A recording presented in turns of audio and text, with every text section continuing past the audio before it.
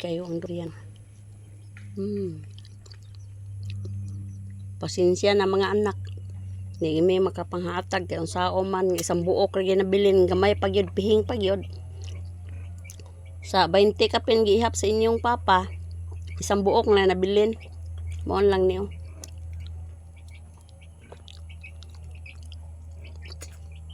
Luoy sa nagtanom. Nakatilaw nagtitiyon. Tungod sa kalami sa durian, kaibgan ganin taon. Binlan lagi sa kabuok. Okay ra. Ay, okay ra dai ko no. May na lang, nakatilaw pod sila sa tinanom. Kaning usa ka liso equivalent taw ni sa unom ka buk itlog. Muna nga mukaon ako isa ka buk, isa ka lusok, isa ka liso, tama na kay ko na kayo nang taas na kayo siya og vitamins. Tada siya nga durian kay baga siya unod. Gamay ra kay gliso. Isa na daw ko nakabukyat.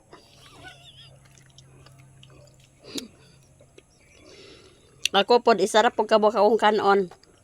Kay sama ra daw sa nagkaon akong itlog kuno nga pila ka buk itlog unom. Isa ra pod ako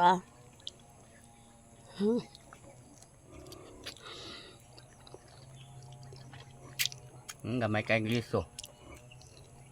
Baga ka siya unod.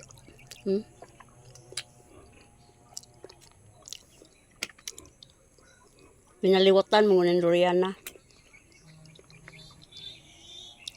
Dili lang may magpalabig kaon kay mura man pong isa ka buk na bilin. Unsa ang pagpalabi day kaon nga isang buok ra may nabilin. Gamay pag kaayo na bilin. Wala na lang tiwasa sa kawatan kay may na lang ko na patilaw. Thank you for watching. Paki-like, share. Bye.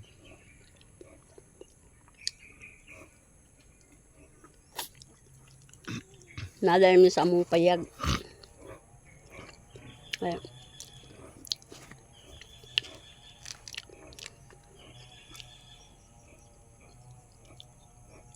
Parelax sa mi og kanang sige panimhot og tambutso sa sakinan ba. Kaya murag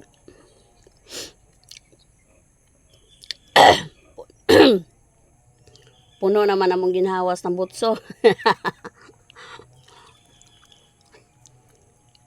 Maminaw na pod mi sa mga kantas, mga langgam. Nami sa bukid.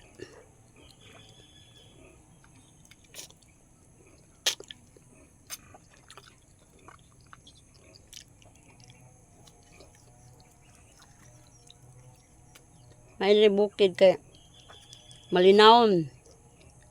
Gusto kang matog, makatog. Wa na trabaho matog. Pero na pa trabaho adi gigatog. Dako kay siya.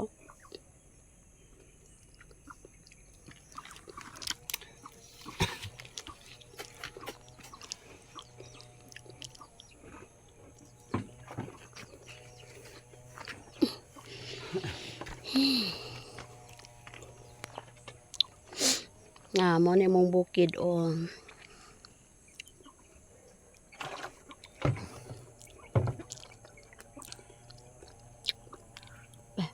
Napa to sulod bay po sabay. Nga ero.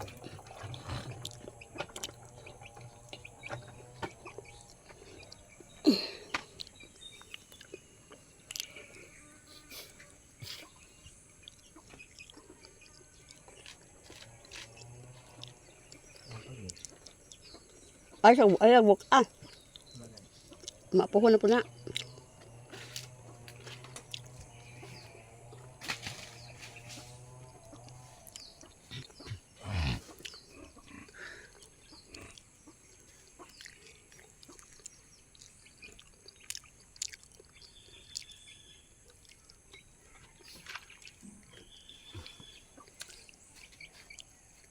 Bye-bye. Thank you for watching.